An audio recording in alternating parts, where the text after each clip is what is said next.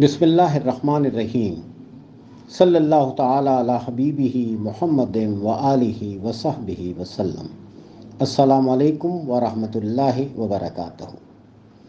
مسلمانوں کے بڑے مذہبی تہوار دو ہیں، عید الفطر اور عید الاضحیٰ۔ ابو الانبیاء حضرت ابراہیم اور ان کے صاحبزادے اللہ کے نبی حضرت اسماعیل علیہ السلام کی بے مثال قربانی کی یاد میں سنت ابراہیمی کی ادائی اور عید الاضحیٰ سب مسلمانوں کو بہت مبارک۔ نبی کریم علیہ الصلوۃ والسلام سے صحابہ کرام نے پوچھا، یہ ذبیحہ کیا ہے؟ نبی کریم علیہ الصلوۃ والسلام نے ارشاد فرمایا، یہ تمہارے باپ ابراہیم علیہ السلام کی سنت ہے۔ قربانی کے حوالے سے قرآن میں ارشاد ہوتا ہے، اللہ کو نہ ان کا گوشت پہنچتا ہے نہ ان کا خون، لیکن اللہ کے پاس تمہارا تقوی پہنچتا ہے۔